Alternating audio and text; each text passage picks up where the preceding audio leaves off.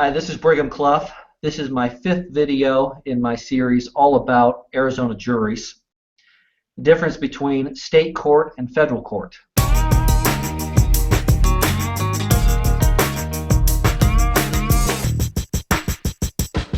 There is a federal court system in Arizona, and there's also a state court system in Arizona. It can actually be a very complicated issue to figure out where a case belongs. Is it subject to federal jurisdiction, or should it stay in state court? There are some advantages for a plaintiff of being in state court as opposed to federal court. And so I would say, as a general rule, plaintiffs' attorneys would prefer to be in state court. But there are some benefits to being in federal court for plaintiffs as well. The biggest difference, at least in my opinion, between state court and federal court from the plaintiff's perspective is that in state court you need to persuade 6 of the 8 jurors in order to get a verdict. And so you don't have to convince everybody. If there's one person on that jury that is not going to budge, they're not going to come over to your side on the case, that's okay. You don't need them to. You need 6 out of 8. It's not the case in federal court. In federal court, to get a verdict, you need unanimity.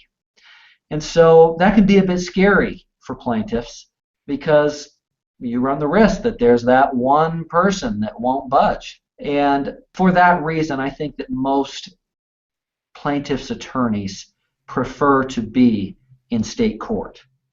Now, there are some advantages, actually, for a plaintiff in federal court. And in my opinion, one of the biggest advantages is that in federal court, you have a judge who has adequate resources in terms of clerks that are working for him or her, that they can really dig into all of the motions that get submitted to them. And I don't worry as much in federal court that I'm going to get a ruling that I don't think is well grounded, because I know that they're really digging in to the motion. In state court, I mean, none of the judges in state court got there without being very intelligent, but they also have a huge caseload and not a lot of assistance available to them, so they're not able to delve into the motions that come across their desk in quite the same detail that judges in federal court are. So for me, that's one benefit that I like about federal court. I know that I'm going to have rulings on the motions that are really very thoroughly vetted, and I like that. As a plaintiff, what are your options between state court and federal court? As I mentioned earlier, as a general rule, and I'm not an exception to that rule, plaintiffs' attorneys prefer to be in state court. And that's usually where most lawsuits get filed, is in state court.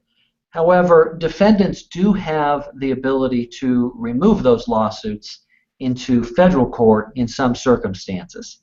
And those circumstances would include where there's diversity of citizenship, where you have citizens from 2 different states.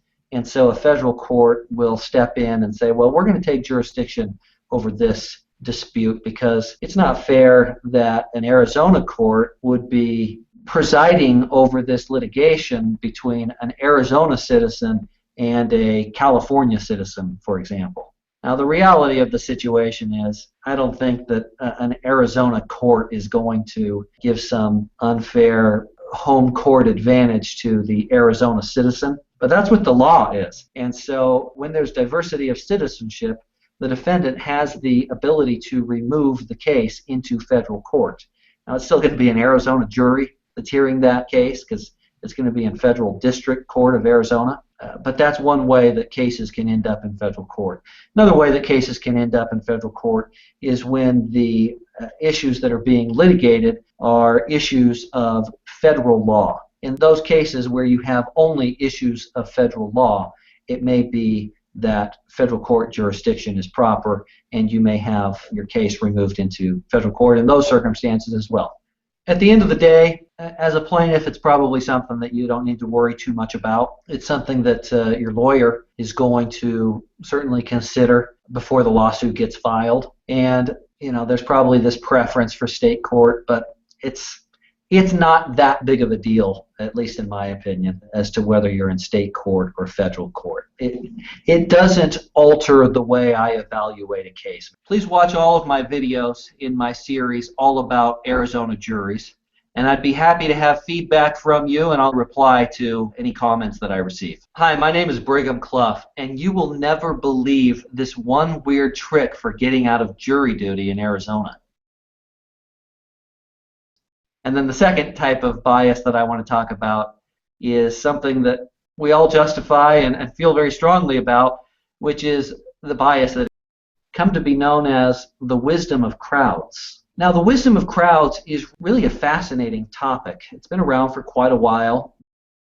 You spend so much time as an attorney trying to figure out in your mind, what would a jury do? There are some advantages for a plaintiff of being in state court as opposed to federal court.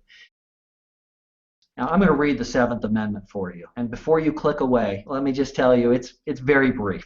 Okay, so I'm going to read the Seventh Amendment for you, and then I'm going to discuss what it means. Now, people are under the belief that juries are very easy on criminals and very hard on corporations.